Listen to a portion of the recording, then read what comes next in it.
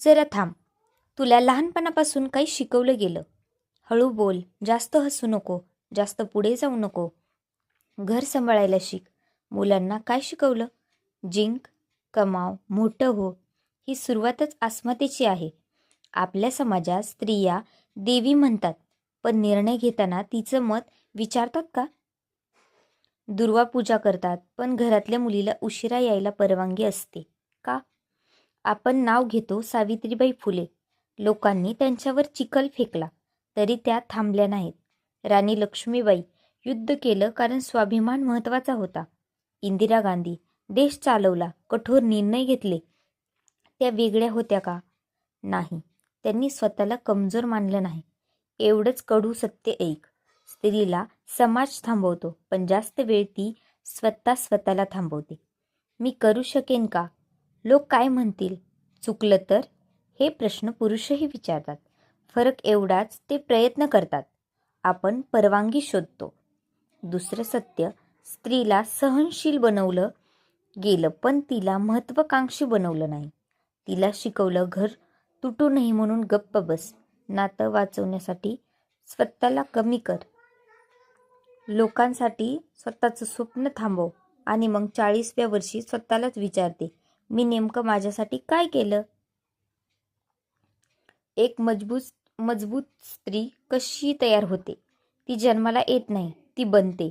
जेव्हा ती आर्थिकदृष्ट्या स्वतंत्र होते, जेव्हा ती नाही म्हणायला शिकते, जेव्हा ती अपराधीपणा सोडते, जेव्हा ती स्वतःच्या वेळेला किंमत देते.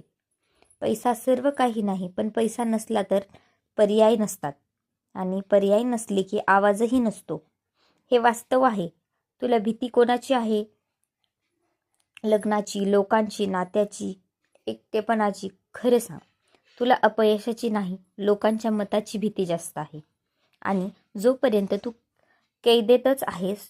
मजबूत होणं म्हणजे काय? रागीट होणं नाही, पुरुषांना हरवणं नाही, घर सोडणं नाही.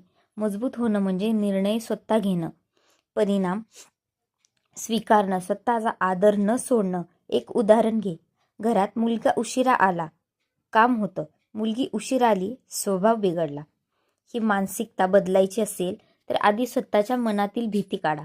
स्त्रीचं सर्वात मोठं शस्त्र आहे भावना, पण तीच तिची कमजोरी बनली गेली. ती प्रेम करते म्हणून तिला वापरलं जातं. ती माफ करते म्हणून तिला गृहीत धरलं जातं. ती सहन करते म्हणून तिच्यावर जास्त टाकलं जातं.